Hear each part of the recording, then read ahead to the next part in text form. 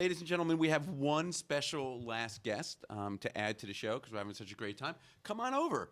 So this is another great part about being live at a conference. Someone walks in and you go, hey, why don't I interview you? So Donna, I'm going to let you introduce yourself and tell us what organization you're with and say hi to the mHealth Zone audience. All right. I'm Donna Spruijt-Metz. I'm at the University of Southern California. I'm an associate professor in the School of Preventive Medicine. So what is the School of Preventive Medicine? Well, we're trying to prevent medicine, right? Right. So where does mHealth, where does technology play? Okay, so mHealth is, my research is very, very based in mHealth. I do mostly pediatric obesity. And what we're trying to do is use mobile technologies to tackle a really difficult problem. We haven't been able to get kids more active. We haven't been able to change their dietary habits. And mobile health gives you, as one of my kids said, it's like having a doctor in your pocket. Right. You can talk to them anytime. You know, if you know what they're doing ubiquitously. You know, we have one project where we actually know how long kids are sedentary and when they are, and we can beep them and say, hey, you've been sedentary for 2 hours. In your research so far, are you finding that this segment of an audience, do they want both proactive and reactive, or do they just want, you, the organization, reaching out to them, saying, hey, you should be doing this? Or do they have a lot of questions? Do they want to be? So in the paper I'm going to present tomorrow. Okay, I don't want to give anything away, but I'm happy to tell you. We'd love to hear. In that particular study, over the space of one day, we exchanged about 40 text messages with these kids. Many of them were prompted by them, not just prompted by the organization. Yeah. So they want to. I mean, people want to use the technology for the most part. Many kids do. I think one of the most important things, I don't know anything about adults, they're very confusing. Yeah, well. But one of the most important things, I think, is that we have to think about when we're developing mHealth technologies, just because everyone uses an iPhone doesn't mean we don't have to tailor it to the, everybody's iPhone looks different. You move in, it's like slippers and a bathrobe. So these kids that we work with, because we've gone through the all the process of, from the ground up, a participatory approach, so we've developed an interface that they like.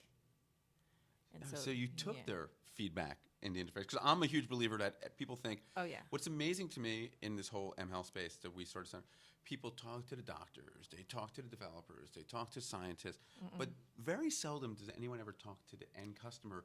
What do you want? How do you want this information delivered to you? Yeah, you got to. I mean, just for starters, we started out asking them what they would be willing to wear. Right. And I'll tell you, my guess was all wrong. I thought, they're going to want, on the ankle maybe or on the arm. Right. What do they want? They wanted a chest band. Why? What do you think? Under the clothes. Hidden. Yeah. Wow. See, I never would have guessed that. I thought it would be like, I want something cool, kind of hip, something I could show off. But really surprising. That's really fascinating. Yeah. What other surprises have you learned from dealing with these kids? Well, this isn't so surprising, but the girls won't carry the cell phones all the time, so you can't. So people are moving towards. My daughter never lets her cell phone down, so. Right, but they put it down. It's not the same. Okay. It's not the same as a guy who has it on his body at all times. Or we have pockets to put it in, right? Right.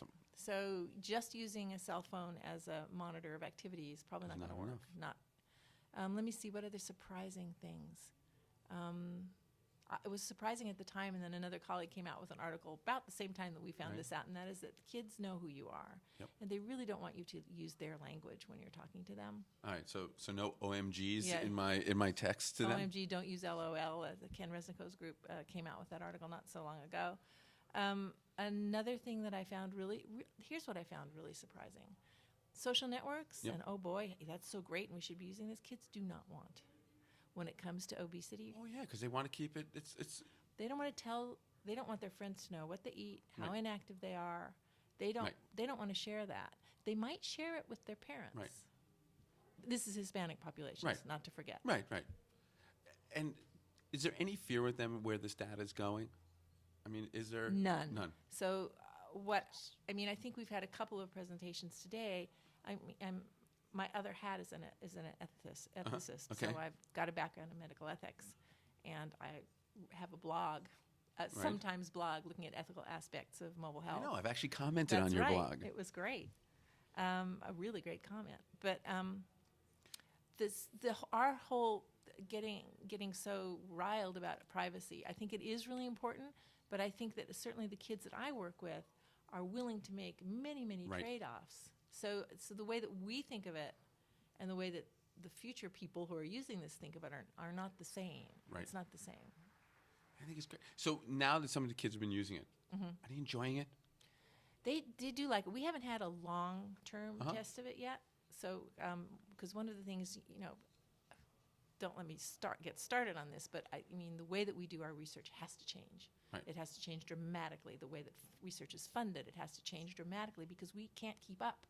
So this was an X-year project. Okay. By the time it came to the end of this X-year project, if they'd given me the money all at once and given me the, but our technology was so old by the end of the project, Right. So keeping up, it's a whole new world. We've got to do our research. It's got to be more nimble. We've got to be quick and responsive. Did the control group lose weight? So you mean the intervention group? Yeah, the intervention. Yeah. No, we didn't, because it was a short intervention. weren't We didn't look for weight changes. We looked for activity Activity changes. changes, and yes, they increased their activity. And they walked away a little more educated. So when the program ended, did you just leave them cold out there, or what were they doing? Like, what do you think they're going to do? Are they going to take a more active role and ownership in their health? That's a really good question. What we gave them was a taste of their own data. Okay. And as you may or may not know, those of us who are, self-quantifiers, we're the odd ones out. Yes, Most we people are. don't want their own data. But what I did find with these kids is that if you give them some of their own data in the form that they want it, They'll like it. they really like it. I think that's amazing. Anything else you want to share with the audience about the paper coming out that they should know? I mean, think about the audience. It's about mHealth. People are listening because they're interested in this space. I think anytime there's any studies done, I love it because I don't think there's enough. Like I was telling one of the other guests, there's lots of apps coming out and people are coming cool and creating different elements and how we connect, but not a lot of people are going out to the end customer and really feeling and seeing what they need. Yeah, one thing that I don't think we're going to get around is that everybody's got this idea that technology is going to make it easier. Technology is going to make it better, but don't know that it's going to make it any easier. So what we found with these kids, this project, one of the end goals was going to be to automate the messages for these kids. There's no magic pill. There's no, to personalize those. Maybe if you have a huge database of messages, maybe with decision nodes and stuff, but the kids really like having a minder and having somebody a human being that was at the end of the rope there. All right, I'm off camera, and another day I am going to pick your brain because with our role at Happtique, we're getting more and more involved in studies. Organizations are coming to us, and anytime it could be something that helps kids. I mean, we'd love to get involved, so I'd love to talk to you more about that. But before I let you go, I'm going to ask you one last question. I asked everyone this. Okay. Favorite app? It does not have to be a healthcare app. Favorite app today that you think the audience would need? I've heard everything from music apps today to data collection apps today, note-taking apps. What is your favorite app these days? Can I have two? You could have three. I really like my library app that scans books in so that I know what I've read and I can remember. Oh, that's good. It's not health. And the other thing that I love the Withings and the Withings app. Do you? I think it's great. Blood pressure, cuff, and scale. Have you played with both of them, or what have you played with? I just like the scale. The scale? Yeah, I don't have blood pressure issues yet. So it's good. But yeah. And let's hope you never do.